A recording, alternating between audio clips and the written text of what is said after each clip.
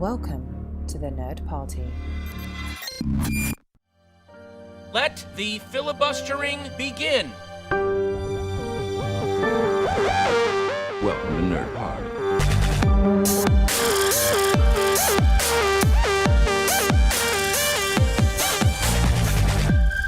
Hello and welcome to Filibuster here on the Nerd Party, the podcast that once killed 3 men at a bar with a pencil. Yes, a fucking pencil.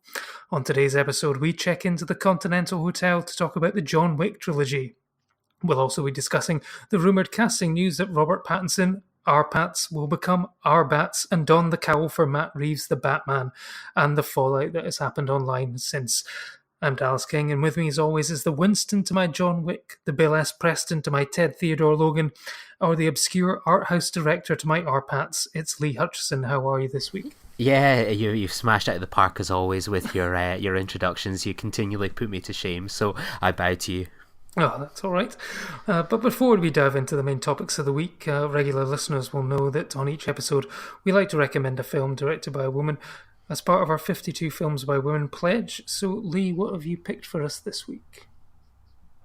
Yeah, I've gone for RBG. So we've kind of mentioned a few times that if you type in films directed by women on Netflix, you get a kind of range of films.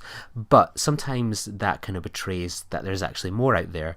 And this one is a documentary, so films directed by women, it only ever covers sort of feature films. So if you're kind of looking for perhaps that extra film, you want to maybe search this one out, and that's RBG. So it's the documentary about Ruth Bader Ginsburg. So it's made its way onto Netflix. So Oscar nominated, and also in the Oscar nominated category for Best Original Song by Diane Warren, which is an odd choice. But it's a really interesting kind of documentary. It's pretty routine, but what kind of elevates it is Ruth Bader Ginsburg herself, a truly inspirational and quite empowering woman, and it's all about her ascent to being one of the first women on the American Supreme Court, and truly sort of some of the experiences she's had along the way, some of the conflicts she's had over the years with those on the Supreme Court, with the culture change in America. It's a fantastic documentary, and it's incredible to see this, 85-year-old woman now, I think she is, how she kind of continues to get up and do her job every day. I know right-wingers and people like Fox News are sort of have been quite brazen in there that vocalization that they want to see her kind of, call it a day on the Supreme Court so they can get another right-wing person on the court. But RBG, the notorious RBG, continues to hold on there, and sort of her cultural influence continues to grow with each generation. And I think this documentary does a great showcase really for RBG and how she's able to ascend from sort of a challenging, upbringing and difficulties she faced along the way to getting on the Supreme Court, what she's done along the way, how she's become a cultural influence, and how she's still kind of going strong. It's an excellent documentary, and one I can't recommend highly enough. There was a feature film earlier in the year, On the Basis of Sex, but if you want a proper, really good insight into this hero icon dissenter, then I'd pick RBG, directed by Betsy West and Julie Cohen. Absolutely, and you talk about sort of cultural influence. I don't know if you saw the news this week that Ruth Bader Ginsburg has actually been nominated for an MTV Movie Award in the Best Fight category. You have Captain America versus Thanos in Avengers Endgame, Captain Marvel versus Minerva in Captain Marvel, Arya Stark versus the White Walkers in Game of Thrones, Becky Lynch versus Ronda Rousey versus Charlotte Flair from WrestleMania, and from RBG, Ruth Bader Ginsburg versus Inequality. So we'll have to see if she takes home the award on the night. So, Ruth Bader Ginsburg versus Avengers Endgame, that's a battle I was not expecting to see this year, but, who knows?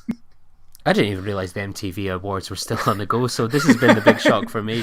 Yeah, no, they are still a thing. So, everyone always sort of gave the Best Kiss was always the controversial one. Let's see what they've got.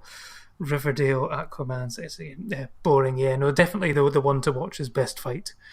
And my pick this week is a film which I didn't have to go as far as looking on Netflix for the movies directed by women. It was there when I opened it up on Friday a week ago, and that was Wine Country, which is directed by Amy Poehler in her directorial debut. And this is a female-led comedy and about a group of women who rent a sort of lodge in wine country in Napa Valley for a friend's 50th birthday, and apparently it was inspired by a similar trip that some of the SNL cast took for one of their 50th birthdays. And you could immediately call it people drinking wine in Napa Valley. It could be the female Sideways. It does have some similarities, but I think it's fair to say that Paul Giamatti was much more serious about his wine than these girls, who basically the level of their distinction goes to, oh, I like this one. What is it? It's white. So there we go. So, I mean, Paul Giamatti would be tearing his hair out at this, but, it's a very sweet, good-natured comedy. Even though it's got people like sort of Maya Rudolph, Amy Poehler, and Tina Fey, it doesn't go down the gross-out comedy route very often, and it is very much focused on the friendship and stuff like this. We talked about on the A24 project this week about Krisha, about Thanksgiving dinners, and how basically whenever there's a family gathering, you're just waiting for the fight to happen. Again, obviously, a group of friends who've been together for such a long time, going on one of these extended vacations, that there's going to be some hard-hitting truths come up from the past, and everyone's going to have a fallout and then make up again by the end credits. And it's nice the way that it happens. It all feels very real and natural. The group of friends, it seems like they are real friends, and it's very sort of believable relationships. Now, I think you caught this one as well. Were you a fan of Wine Country? Not really. One of my all-time favourite films is Sideways, and I sort of hope for a bit more with this cast. I love Amy Poehler, Tina Fey, Maya Randolph, and I was kind of watching this like, it's kind of going to get going soon, and it just sort of seemed to just kind of meander a little bit, that the characters didn't seem to particularly enjoy being in each other's company, and I kind of felt the same way. I was like, I've seen this film be done better, and I feel like they've really kind of wasted a fantastic kind of cast here. It was just not the greatest, but sort of the scenes with the art exhibit, we'll keep it at that just now, were a real highlight, and one that got me laughing. And when I discovered that my girlfriend didn't get the cultural reference with that one, it kind of became more of the biggest talking point of the film over perhaps anything else in it. Indeed, yeah. I mean, it's not the funniest film of the year, but it's a sort of sweet, good-natured film, and I would like to see a sort of female comedy at some point that maybe doesn't have to rely on sort of the Bangles and Eternal Flame and stuff like this for that. But it's definitely worth checking out on Netflix if you're wanting to add to your list. But I think we're going from one end of the spectrum of a nice, sweet comedy to what is many people are now dubbing the greatest American action trilogy of certainly this decade, possibly of all time. And we're talking about John Wick, and especially John Wick Chapter 3 Parabellum, to give it its full title, which was just out this week. And, John Wick has taken out men with pencils before, but now he is the man who has single-handedly defeated the Avengers at the top of the American box office. Unfortunately, it seems he just missed out on taking out Detective Pikachu at the UK box office by £6,000. So that was a hell of a tussle, and Ryan Reynolds with Detective Pikachu just won that one. But, I'm thinking that maybe, because Detective Pikachu is kind of an animal, John Wick loves animals, so therefore maybe he let him off with that one, perhaps. Now, Lee, what did you make of John Wick Chapter 3? What were your first thoughts, and what are your thoughts on the trilogy as a whole? Yeah, I really love the first one. I remember seeing that kind of at the cinema, not having the greatest expectations going in. I thought it'd be pretty kind of run-of-the-mill and generic, but I absolutely loved it, and this sort of this tease of this mysterious kind of underworld, and how this sort of, you've got this hotel, and even sort of the money, etc., how it all kind of clicks together. And I just thought the first one was in the sort of top tier of that year. I did see the second one, and I've only ever seen it once, and I didn't enjoy it that much, and I can't really remember much about it, to be honest. I felt it was sort of, it became a bit bogged down and feeling like it had to explain everything, and it took away some of the mystery and excitement of the first one. And then the third one came along, and I mean, it has an absolutely barnstorming first 20 minutes. I think it's top tier stuff there, but then it kind of dips down again when it kind of gets into this whole explaining everything, and high tables, low tables, hotels, and it's just like I think the John Wick films have worked when they've been really lean, and it's like, yeah, it's an interesting enough world, but it loses sort of the appeal for me when it becomes sort of too much like, you need one of these sorts of thesauruses books to kind of keep track of these series. And yeah, the action stuff is all great, but it feels after the second one and now this one, I've seen enough kind of fights in sort of glass rooms with kind of mirrors and stuff.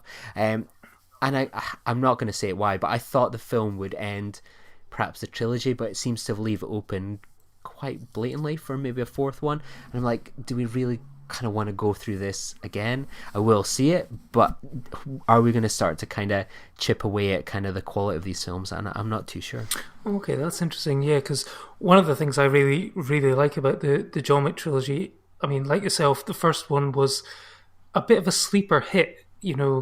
Keanu wasn't really doing a huge amount at that time, and then he sort of came back into the action sort of genre, probably his first real sort of action stint since sort of the Matrix films. And, this was directed by David Leitch and Chad Stahelski, who were sort of second unit directors and stunt coordinators for the Matrix films. And, they seem to have found just the perfect project for Keanu Reeves with his very sort of still nature and sort of very stoic, low dialogue sort of thing. It just seemed to suit him perfectly as it sort of builds and builds to this eruption of violence, towards the end of the film, because, they killed his dog. Obviously, the dog is a metaphor for everything else, but, I just loved the first one. It was a real surprise hit. I actually really sort of liked the second one. I thought I really enjoyed the sort of world building that they did based off the first film. Like you say, you've got this Continental Hotel, this world of assassins where you've got these payments for services and these gold coins. You're not allowed to do company business on the hotel grounds, which of course comes back in the second one. And I just like the way they sort of expanded that universe across sort of the continent into sort of Italy and stuff like this, into this once sort of drawing John back further into this world. But yeah, for me, the second one maybe wasn't as lean and as strong and maybe as a surprise as the first one. But the third one was just, I mean, I think you're right.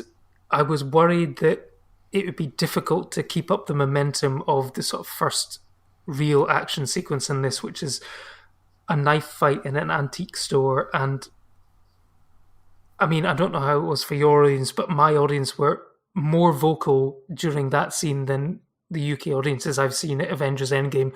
There was lots of oohs and ahs and sort of grunts, and just like they couldn't believe what they were seeing, and they were feeling every sort of hit to it. And the last time I sort of really felt that was sort of watching the Raid films, two of the sort of finest action films of the last decade. And there was the kitchen fight at the end of the Raid 2. I nearly stood up and applauded in the cinema. It was that good. It was exhausting to watch, but it was just, the choreography was sensational. And there are points in this film where I felt the same sort of level of artistry and stuff like that. I mean, some people might think it's maybe kind of repetitive at times, and it's just maybe just, do we need to see another fight? But I think, like you say, it does take a sort of breather in the sort of middle act, and then you sort of get dog foo, and then you've got horse foo, and then you've got motorcycle foo, all using all these sort of different elements to try and come up with different fights. And then I'm just so grateful that this is an American action film which finally makes proper use of the stars of the Raid as the two sort of henchmen that sort of, I just love the way that everyone seems to have this sort of superstar fanboy reaction towards John Wick, but in a really good way, not in a, I don't like this and I want to get it remade kind of way. It's just a genuine awe of the character. And I don't know what it is. It's just people seem to, Keanu Reeves just seems to have this sort of presence where he just seems like a genuinely humble, down-to-earth, nice guy. And that seems to sort of play into the film, I think, and sort of add to the character and just everyone's sort of feeling towards the films. I mean, I thought the main villain was quite an interesting choice, and he sort of seemed familiar, and it wasn't until I sort of went back and on his IMDb and discovered that the film which I must have seen him in was the film adaptation of video game Double Dragon back in the day. I'm not sure if you've seen that one. It wasn't particularly well, maybe apart from me, if anyone has seen it, let us know. But yeah, no, I thought it was really good. And like you say, I thought this was going to cap it off as a trilogy. We won't go into spoilers, but it's safe to say that the door is firmly kept ajar for more, and we're definitely going to see a chapter 4. Will we see a chapter 5? I would like to see a chapter 5 because that's the point when potentially The Rock might get involved in sort of The Rock versus Keanu Reeves. That's a fight I would definitely like to see in the future. So what is it particularly about sort of the world building that sort of didn't really appeal to you? Was it just too much of, just trying to complicate things maybe too much and just keep it lean, just keep it John Wick killing everyone who's ever wronged him? Yeah, you've kind of nailed it there for me. That I enjoy the concept, but I think it gets a bit milked too much, and when that it keeps kind of going on and expanding out, it becomes like, I've always sort of enjoyed sort of world building to an extent, especially kind of coming from sort of a sci-fi background with what I love originally. But it just becomes sort of like, okay, they've got this, they've got that, and it's just I feel like I want to see it maybe branch away from something like that, or go do something a bit different. That we kind of had a lot of world building in the last one, sort of about New York, and then now it's sort of this bigger kind of picture now. And I don't know, it's like I find it interesting, but spending too much time on it just doesn't kind of do much for me at all. Like when I think about the first one, I thought it really nailed that kind of balance well between sort of the action and sort of kind of teasing and showing this kind of world that was out there. With the sort of second one, I think it went a bit too far. The third one sort of has kind of reeled it in a little bit, but it's kind of still kind of building and building. And it's just something that when I think about these movies, it doesn't excite me, those kind of parts. It's the action, it's the kind of Keanu Reeves character, the John Wick, what are they going to do that's different this time? It's never sort of the continent. I like the Continental, I like the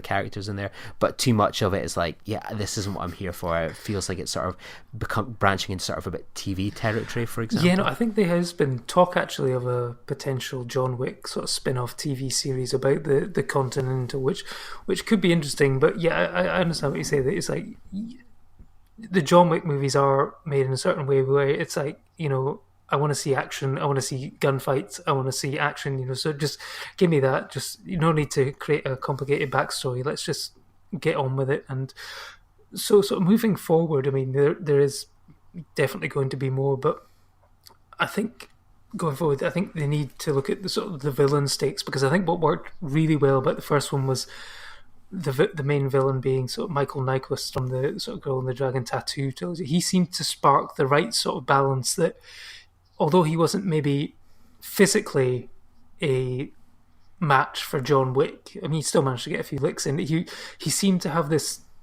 He played it perfectly in terms of tone. He seemed to be in on the actor, that he knows this is quite ridiculous. The stories of the Baba Yaga and stuff like that. But the way he delivered his lines, he kind of knew what film they were pitching at. It wasn't this straight, po-faced serious action film. There seems to be a sort of knowingness and a sort of wink to the audience of, yeah, they know at times it can be ridiculous, but it just sort of adds to it. And I think what they need to do is, I think potentially what one of the issues was with the second one particularly, it was there wasn't that sort of standout, sort of charismatic villain. And I think that's something that I'd really like to see moving forward, is someone who can really sort of maybe not chew the scenery down to the quick, but certainly give us a rival for John Wick in terms of charisma and action, I think. Is there anyone in particular you'd like to see sort of join the franchise at this stage? No, but I kind of call back to what you said earlier. It was good to see the actors from The Raid actually in a good film.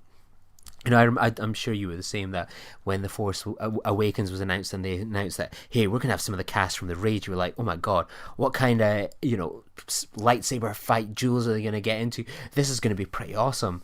And then you kind of watch the film and you're like, oh, they're kind of standing in a hall and they're going to be eaten up. Like, it's great to see kind of them used, but there's no one that kind of comes to mind. But I do think they sort of need a charismatic kind of villain to sort of push things along, and that's definitely been missing from the last two, or something where it's like, it feels like he's obviously on the kind of run, people are out to get him.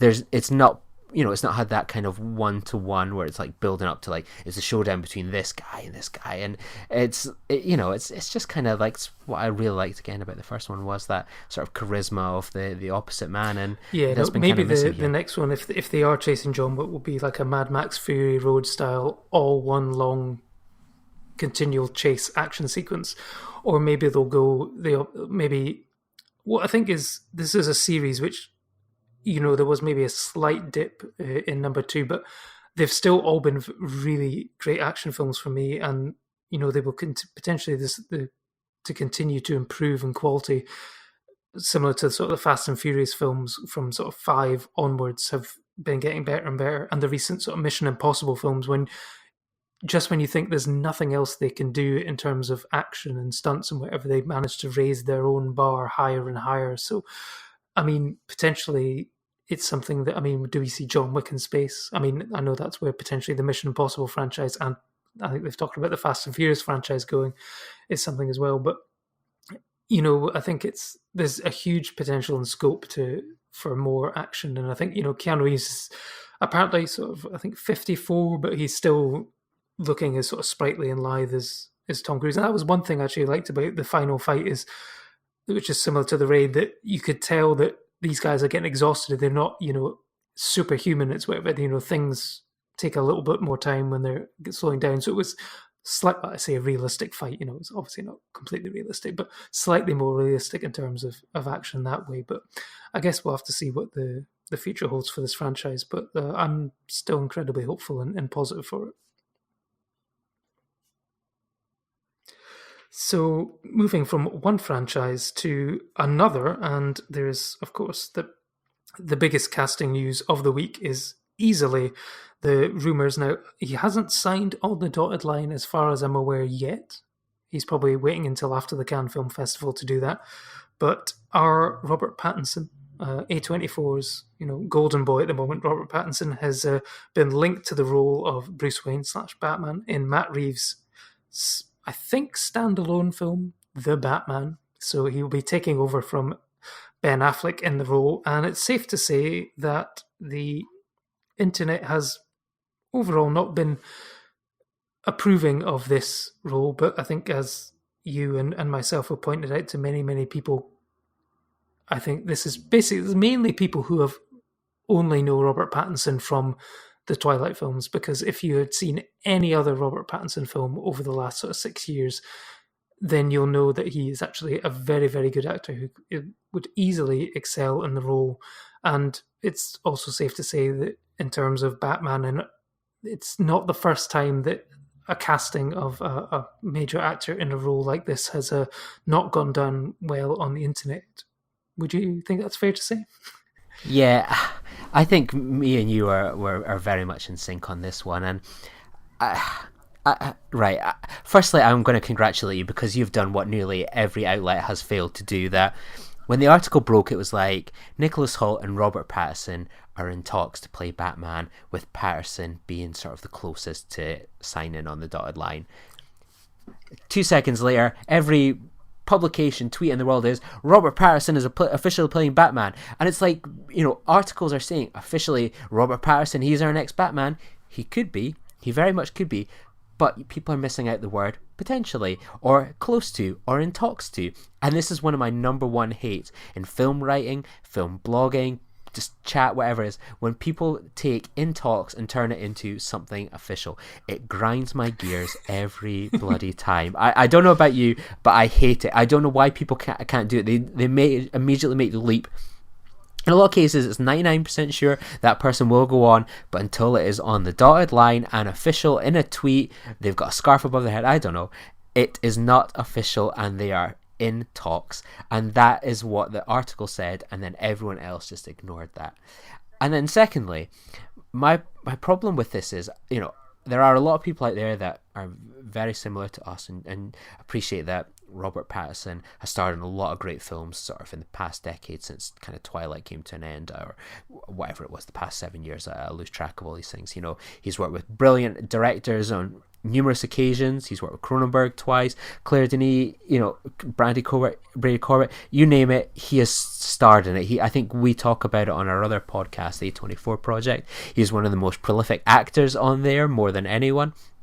He's got a new film that is coming out that's getting rave reviews from Cannes. Why would this guy not be good enough for this, role? Everyone kind of goes back to sort of the Twilight stuff, and I'm sure, I've only ever seen one, and I'm sure he would say it's not his best work, but it really doesn't matter. He has been in absolutely some of the best films of the past decade since, worked with some of the best film directors ever, and has a film resume that for a guy that is 33 is absolutely just knocks it out of the park. It is a kind of, whether you would agree with him or not as an actor choice, or for if you have someone else perhaps in mind, you cannot discount this guy as being one of the top people you would want for the job. I mean, you see it, he's got presence, he is a fantastic actor. Matt Reeves, he isn't just some sort of kind of schlock for hire like some of the Twilight directors. I think he would do a fantastic job, and I just wish people would either shut up with the predictable tweets about our Pats and stuff like that for not being good enough because of Twilight. Yes, we all know it. And I just wish people, and I come back to this, and I know I sound pretentious, I just wish people would see more bloody films sometimes. And I appreciate that all of these films, a lot of them since kind of Twilight, are difficult to find sometimes, or are in cinemas for limited spells, but they're out there. I wish people would see them sometimes instead of kind of repeatedly watching the same things. Like, people's knowledge of how good actors would be enhanced if they checked out their films, and then perhaps I would value their opinion on if he is a good or not good enough actor for a Batman film. And until then, your opinion has been discounted, and I'm sorry for that very pretentious rant there. Well, no, it's quite alright, because one person that he is alright for is Christopher Nolan, because apparently he's going to be the co-lead in Christopher Nolan's new film alongside I think it's John David Washington from BlacKkKlansman. So Nolan, he knows a thing or two about Batman, I think, so it's probably safe to say that I think he'll do well in that. If actually, I mean, I know you haven't seen all the Twilight films, but if you want a laugh, I think Google sort of YouTube videos of Robert Pattinson on the media tour for the final Twilight series, because that's when he's pretty much checked out and is like, I don't really give a fuck anymore, and is very sort of like blasé and condescending about how ridiculous the franchise is. And actually, I'll come back to the Twilight series in a moment, because there's something which is happening off the back of a certain series at the moment, and petitions and things, but there's a moment in the Twilight series which, these days would probably sort of call for a similar sort of thing as well, but I had to applaud it when they did it in the fourth one.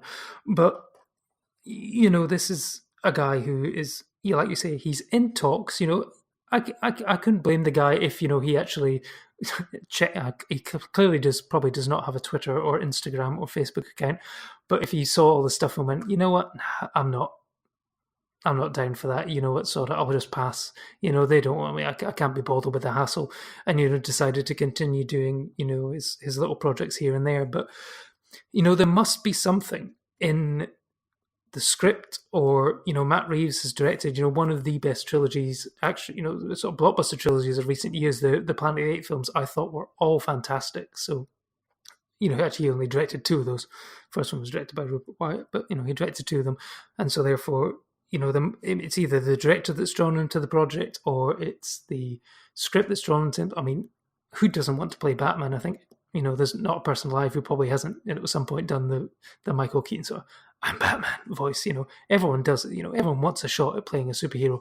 But given how far he has distanced himself from the sort of Hollywood system since the Twilight films, and the same can be said for Kristen Stewart actually as well, who also gets written off a hell of a lot by people, and it's just a shame that they don't actually take the time to go out and watch some of her films, such as Personal Shopper, which is a highlight of mine, Clouds of Sils Maria, all excellent films. They are two people who have made such a conscious effort to basically move as far away from that system as possible, that there must be something to draw back at this stage. But like, I've mentioned before, this is not the first person to be circulating the Batman franchise and have a negative reaction. This pre-Twitter, pre-social media days, everyone was like, what, Beetlejuice is going to play Batman? That'll never work. Michael Keaton is pretty much still regarded as the best Batman. For me, it's probably, I would count Christian Bale as the best Bruce Wayne, because he sort of tiptoes that line of doing a sort of Patrick Bateman style, American style, Psycho style Bruce Wayne playboy, and then the tortured individual, and then he can play Batman as well. But Michael Keaton's Batman is probably still the best screen Batman. Would you still agree, having seen all 4 of the Batman films recently on the big screen? Yeah, I caught them all 4 of them yesterday at sort of an anthology day, and that was a real treat to kind of go back in time. I still think Christian Bale is the best sort of Bruce Wayne in terms of perhaps the kind of the stuff that he has to kind of play with. I think Michael Keaton is awesome though. But this is another thing that actually annoys me. Like, a lot of people will pull out, hey, people have criticised in the past. Think back to Heath Ledger. We all didn't think he was good enough. That is total bollocks. I remember at the time, I was really excited that Heath Ledger was going to be it. This was sort of just post Brokeback Mountain, where he'd put in a great performance. And again, it was like, there's a great film out there that if you look at that, you think, hey, that guy's good enough. Most people will maybe have just seen some of his, A Knight's Tale or whatever like that. But if you watch people's filmographies, and not just mainstream films, you will appreciate that people have great filmographies and are suitable for roles, and that is why you are not in charge of producing or making films. That is why you are just tweeting about things, and that's why the grown-ups get to kind of pick the casting calls and stuff like that. And I wish people would stop saying the Heath Ledger thing when they say it. Like, it's true, a lot of people did dislike him, but it's become that thing of like the tweet now, hey guys, remember when there was Heath Ledger and everyone didn't think he was good enough? No. Much like in talks, there were some people that believed he was good enough, and I was one of them, and I'm sure perhaps you were one of them as well, and I just wish some people would stop. It's just a constant cycle at the moment, and don't get me started on bloody petitions where they're getting made into headline news. Like, there's thousands of people that don't want our Pats as Batman or, whatever. Stop reporting it as news. These things are for idiots. They just go out there. There's so much more things out there that you can make a boring clickbait article out of than just a petition, because you're doing it every single week. Game of Thrones petition for our Pats. God knows what the next petition is. I know that I just saw that people have raised £10,000 for a Snyder Cut or something to promote at San Diego Comic-Con. Stop giving idiots clickbait stuff. Go do something about Game of Thrones. Write about a film. Do something. Just stop with this tedious cycle of news and tweets. It's pissing me off. It really does grind your gears, doesn't it? Because I did want to talk about petitions. Because yes, there is. That's apparently, people are putting petitions out because they think that that's going to do it. We recently had a petition in the UK where 5 million people signed one to try and get them to revoke Article 50. That didn't work. So why are these petitions going to work? The show's already been made. Yeah, please remake Game of Thrones. I think that now the dust has settled, because this is being recorded after the night after the thing. The final opinion seems mixed, but slightly positive, and it's like, I think the biggest problem is, back in the day before the internet, people, they would just write their own fan fiction. If you didn't like the way how it ended, you'd write your own story about it, and then you'd maybe upload it for people to read and whatever. There seems to be this level of ownership over projects and franchises and stuff. I mean, it really, the big thing, obviously, every single week at the moment, we seem to be talking about, yes, The Last Jedi had this thing, hashtag not my Luke. Luke would never have done this. But, in the story that Rian Johnson wanted to tell, this was it. Mark Hamill, he had some disagreements, but ultimately he then, he acted it. He did what was best for the film. And, I thought it worked. Some people didn't, but that's their prerogative. If they didn't like it, too. Indiana Jones and the Kingdom of the Crystal Skulls. I hated that film. I just did not like it at all. But I didn't start a petition asking, Lucasfilm and all that to go back and remake the film as something else, because you know what? It's just not worth your time. They made it, you didn't like it.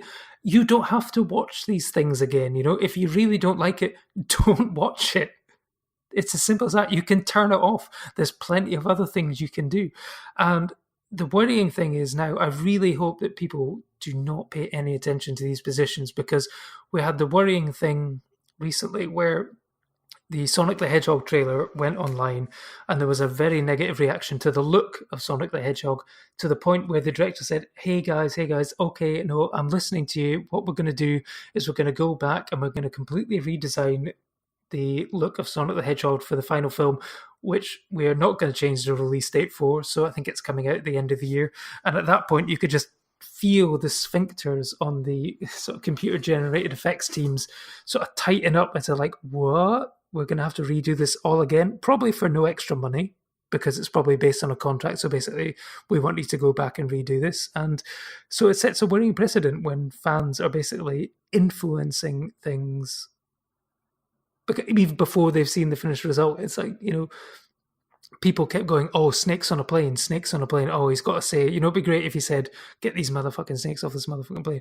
And then it's like, they do that, but then no one really went to see the finished film in the cinemas. It became a bit of a hit on DVD, but, there was all this talk about, oh, this is going to be great.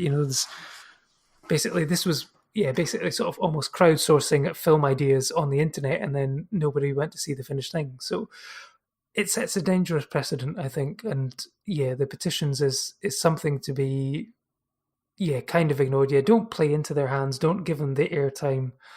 And, just let them stew. If you don't like it, don't watch it. Simple as that, isn't it?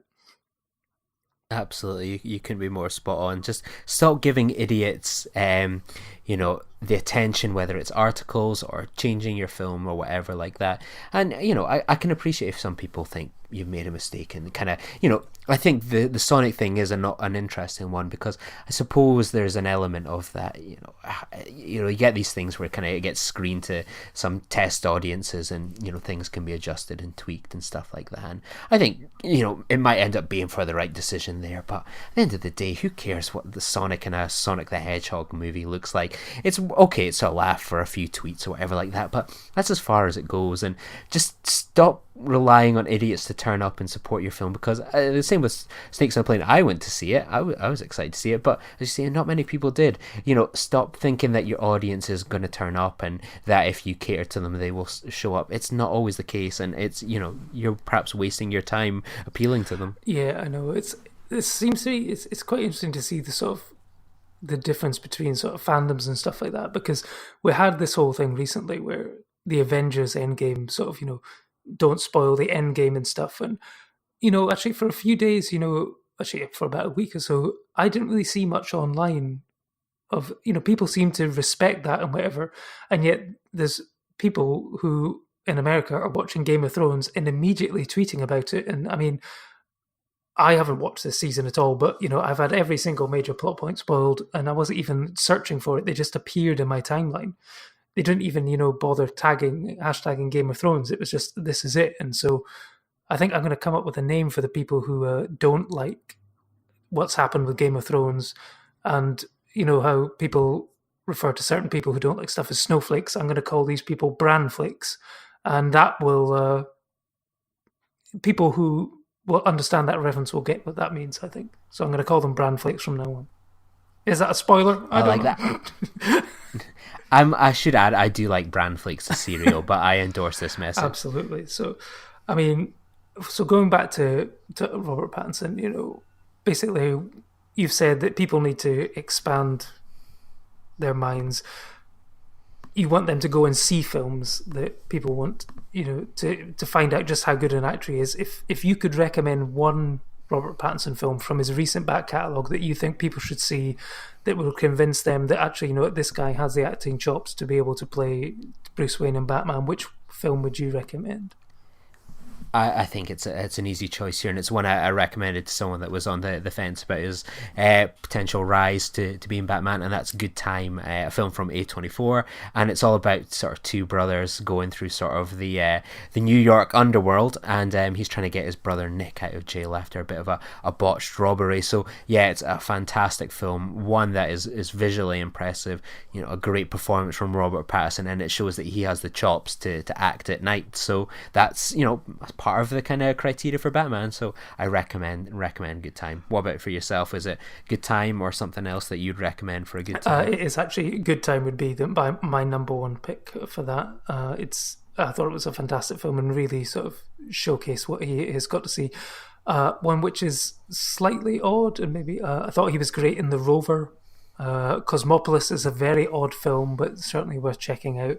And one which has always been recommended to me, but I have never actually managed to watch until now. But it's on Mubi, which I've recently got a subscription for, so I'm going to check it out. It's Childhood of a Leader, which is by Brady Gilbert, who's also done Vox Lux. Everybody raved about it when it came out, and it's just one which I've never been able to find the time to watch it, so I'm definitely going to check that one out. I don't know how good he's in it, but overall I've heard fantastic things about that film. I think it's a bit of an audience splitter, but it's definitely worth checking out, and I plan to do so. Yeah, I'm all in for that. Let's kind of make it happen. This is a Robert R. Pat Stan podcast account now. Yeah, so I almost forgot to go back to Twilight there. I'm trying not to spoil it for you because I know you're going to watch them, but there's a moment in Twilight, Breaking Dawn Part 2, I think was the name of it, where there is a massive fight scene between all the different vampires and werewolves and stuff like that, and there's killing off of major characters and whatever, and it's all in the book. This is exactly what happens, but there's then a moment where something happens at the end of the battle which puts a rather divisive spin on it. I applauded in the cinema when I saw it because it was such a risky, ballsy thing to do, but I thought it played perfectly into what the saga had become. But there was a lot of people who were really sort of pissed off with that particular decision, and I can just imagine that, you know, if the internet had been what it was 10 years ago, there would have been people demanding that they go back and reshoot Twilight Breaking Dawn Part 2. So, you know, this is nothing new. You know, apparently I think it's the 20th anniversary of the release of The Phantom Menace. I say 20th anniversary of the release of The Phantom Menace in the US, because us in the UK, we didn't get it for a couple of months down the line.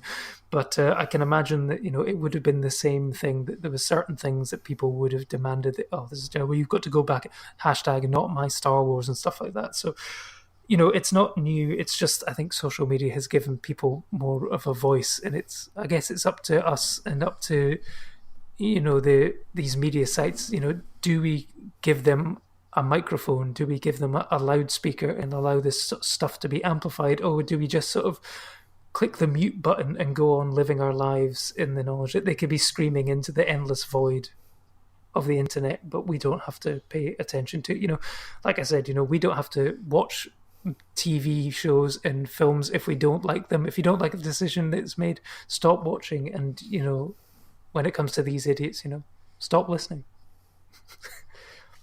Yeah, if you want to share your idiotic opinions with the world, get off Twitter and create your own podcast. That's what most normal people would do. Create your own podcast or write about it. Or, you know, what some people have actually been saying is, hey, if you've got, but why not make your own film? You know, why not make your own fan fiction film of it, you know?